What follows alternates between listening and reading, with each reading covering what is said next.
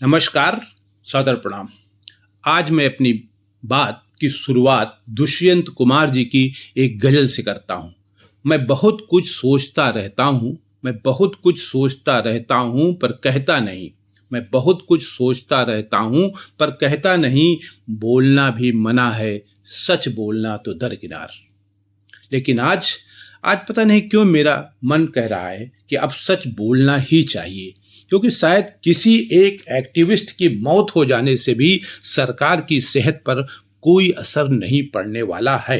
जी हाँ, मैं बात कर रहा हूँ सोनम वांगचुक की, और आप सुन रहे हैं डॉक्टर ओम प्रकाश मिश्र को इट्स ओम ऑफिशियल पर। जैसा कि आप सब जानते हैं, मशहूर एक्टिविस्ट पर्यावरणविद सोनम वांगचुक दिल्ली के जंतर मंतर पर भूख हड़ताल कर रहे हैं। आज बुधवार को उनकी हड़ताल का 19वां दिन है, और इस बीच उनका वजन करीब 8.5 किलो कम हो गया है। लेकिन केंद्र की मोदी सरकार का इस बात पर कोई असर नहीं, होना भी नहीं चाहिए। और असर हो भी तो क्यों हो, क्योंकि 140-45 करोड़ के देश में अगर कुछ लोग काल के गाल में किसी कारणवश समा भी जाएं तो क्या फर्क पड़ता है। फर्क उन पर पड़ता है जिनका कोई अपना गया हो। इस बीच तमाम लोगों ने सोनम वांगचुक के स्वास्थ्य को लेकर अपने अपने तरीके से चिंताएं जाहिर की है और उनकी जान बचाने के लिए अपील भी की है। इसमें 1800 से अधिक प्रमुख हस्तियां हैं जिन्होंने इस तरह की अपील जारी की है। लेकिन सरकार की हठधर्मिता के कारण एक एक्टिविस्ट जो अपनी नौकरी के लिए नहीं, अपने वेतन के लिए नहीं, अपनी जमीन जायदाद के लिए नहीं, बल्कि आए दिन परीक्षाओं के पेपर लीक होकर लेकर आमरण अनशन पर है, ताकि नौजवानों का भविष्य न खराब हो।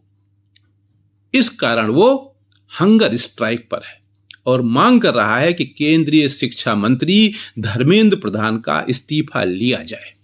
इस समय मुझे समाजवादी नेता डॉक्टर राम मनोहर लोहिया की एक बात याद आ रही है। वे कहते थे कि लोग मेरी बात मानेंगे जरूर, लेकिन मेरे मरने के बाद। शायद मोदी सरकार भी इसी समय का इंतजार कर रही है, और अगर इस इंतजार में नहीं है तो उसे आगे आकर सोनम वांगचुक की मांग को मानना चाहिए।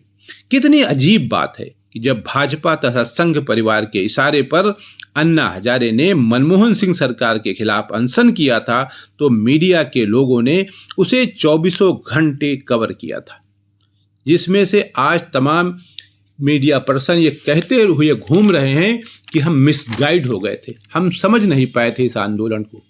वही मीडिया आज खामोश है। इससे पता चलता है कि 2011 के बाद से आज हालात कितने बदल गए।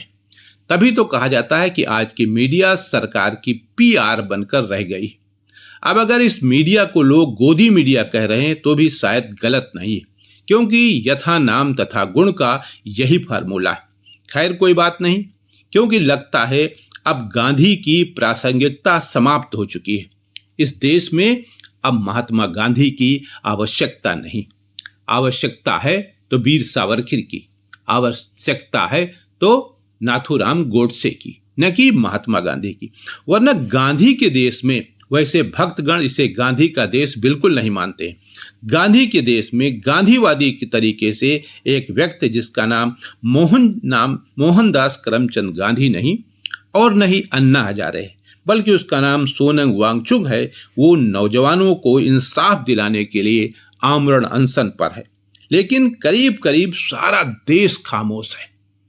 किसी की, सबके चेहरे पर, सबकी ओठों पर फेविकोल लगा हुआ है, टेप चिपका हुआ है, कोई बोलने को तैयार नहीं।